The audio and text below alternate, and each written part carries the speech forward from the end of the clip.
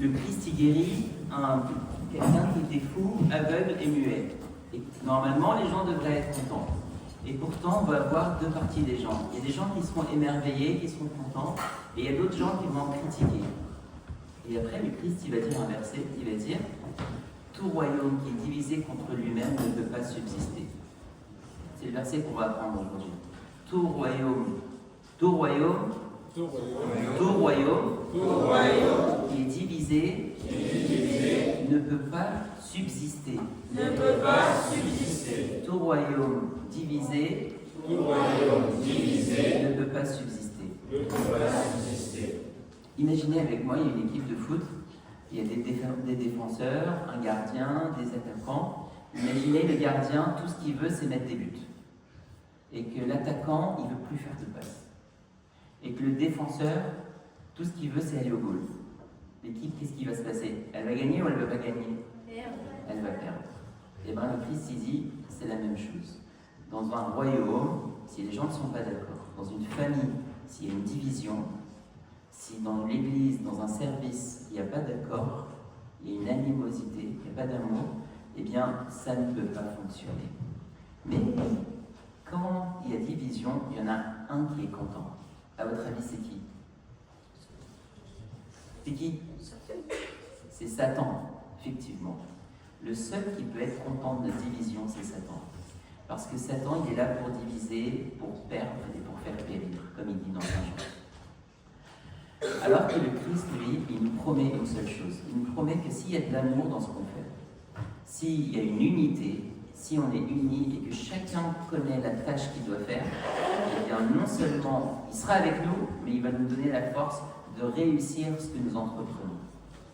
Donc le Christ, il est là pour que nous ayons cette unité, et Satan, il est là pour la diviser. Donc à chaque fois qu'il y a un problème entre toi et quelqu'un, qu'il y a une division dans un service, dans une église, dans ta famille, ou dans ton travail, ou à l'école, c'est Satan qui règne.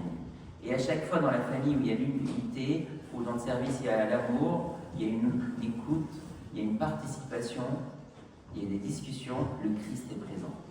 Ben alors comment on fait pour avoir l'unité? On va retenir trois choses. La première chose, c'est quand tu disputes avec quelqu'un, tu parles avec lui et tu règles le souci.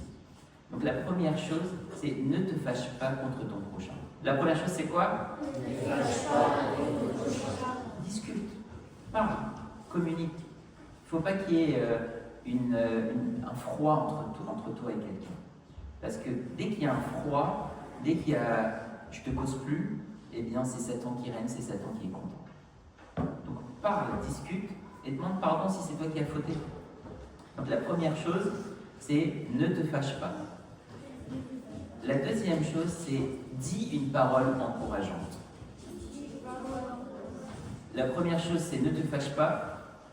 La deuxième chose, c'est dis une parole encourageante. Quelquefois, on a juste besoin d'un mot réconfortant de la part d'un ami, d'une écoute, d'une présence. Juste, je suis avec toi, t'inquiète pas. Tu sais, un mot comme t'inquiète pas, ça peut changer la vie de quelqu'un. Et c'est ce que le Christ y fait. 365 fois dans la Bible, il dit ne crains pas, n'aie pas peur, je suis avec toi. Nous, à notre échelle aussi, le fait d'être un soutien pour nos amis, on applique ce commandement d'unité. Donc la première chose, c'est quoi?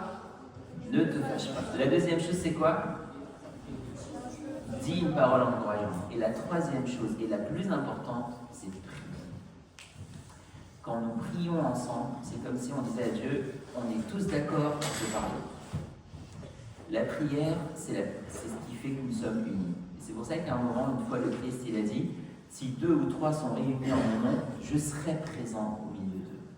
2 ou 3 qui prient en mon nom, ça veut dire que 3 personnes qui se sont mis d'accord, ils ont cherché l'unité. Et pour parler à Dieu, tout de suite, le Christ, il est là. C'est pas grave ce qu'il demande, mais il sera avec nous. Nous aussi. Le Christ aujourd'hui, il est avec nous. Il est présent sur l'autel. Il est présent dans nos cœurs. Il est présent dans nos familles.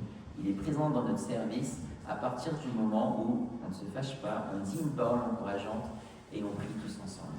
C'est comme l'union fait la force. Vous savez, si je ramène une branche là, je peux la casser très facilement. Par contre, si j'en ramène 30, je serai incapable de la briser. Nous aussi. Là, si on est 50, et qu'on prie tous ensemble, Satan ne peut pas venir. Il n'a pas de place. Par contre, si moi tout seul, je sors et je dis je rentre plus ici, et bien Satan devient ton ami.